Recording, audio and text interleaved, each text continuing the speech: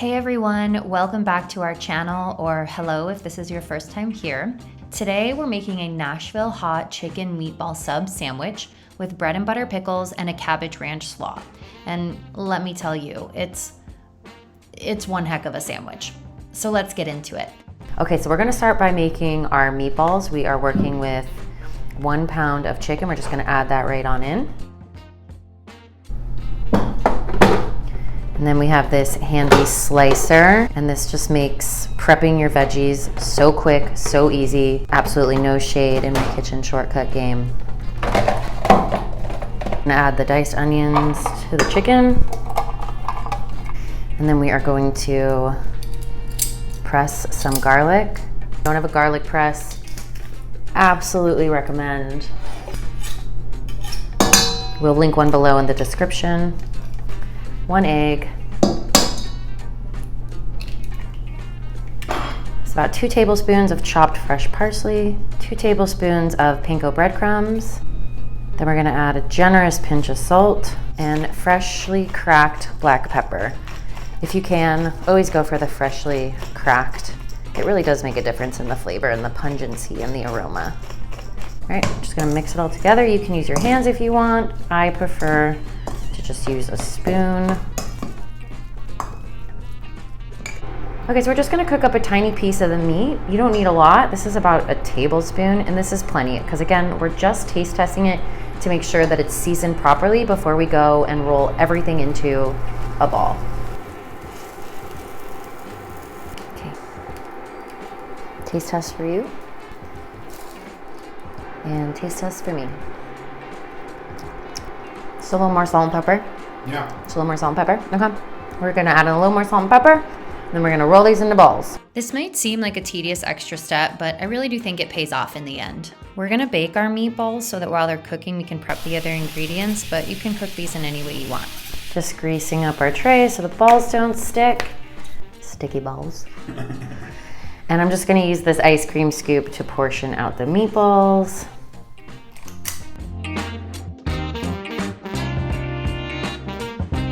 Trying to get them about the same size so that they cook the same in the oven. And now using my hands, I'm just gonna form these into tighter, more round balls. Okay, and now we're gonna put them in the oven. All right, now we are gonna make our Nashville hot sauce. So first we are gonna start with butter, so right on in there.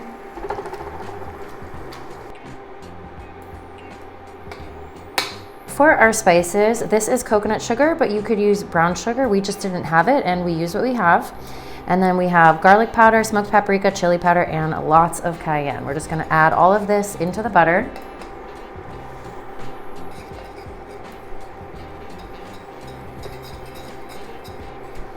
We're gonna add in generous pinches of salt. And then we're adding in some hot honey. You could use regular honey, but we had hot honey, and again, we use what we have around here. Just gonna squeeze it in. This is looking like 3 tablespoons. Okay, so we're just gonna give it a little taste. You wanna taste it? Sure. It is hot. That cayenne is spicy. Whoa. It's hot more than one way. Ow. I got chef fingers, so it didn't feel hot to me at all. All right, and that is the sauce, you guys. We are gonna be smothering this on the meatballs once they're done and on the sandwich. Okay, so now we are gonna slice the cabbage on our mandolin. Got a protective glove on, and we're just gonna slice this cabbage. Whoa, making a mess. I'm really good at making messes. We just pull out this little drawer. Whoop. Okay, and then we have this awesome homemade ranch, which we will link below for the recipe. This is made with Greek yogurt, but we also have a version that is made with cashew yogurt if you're dairy-free. And I'm just gonna eyeball this. You wanna make sure that it's nicely dressed so that it really complements the Nashville hot sauce, and it's gonna add such a nice crunch element to the sandwich. I believe all good sandwiches should have a nice crunch. Gonna give a little taste test. I think it needs more. It needs to be thick. All right. You know, the boss said what the boss said. Yeah, that one needs to be thick. You also don't want the sandwich to be dry, and this is going to be a component adding moisture and wetness to the sandwich. All right, so next is our bread. We have 9 meatballs, so we're going to do our best to cut this into thirds. This is an exact science, guys. Real technical stuff. Real technical stuff here, yeah. And then we're gonna slice them, but not all the way through, because we want the meatballs to have a little cozy place to hang. And now we're gonna rub a little bit of butter inside each one, and then we are gonna put these in the oven to get toasty while the meatballs finish cooking. And into the oven we go. All right, meatballs are done. We cooked them About 30 minutes at 375. and then we got our toasted bread here. So we're gonna assemble our sandwiches.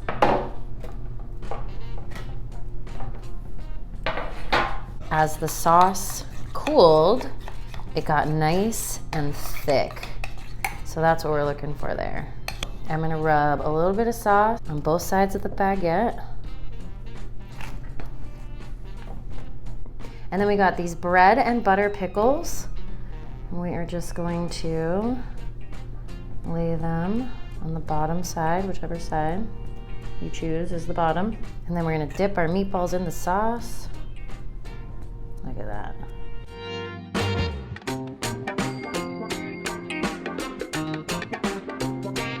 All right, and then last, we're gonna add that slaw right on top.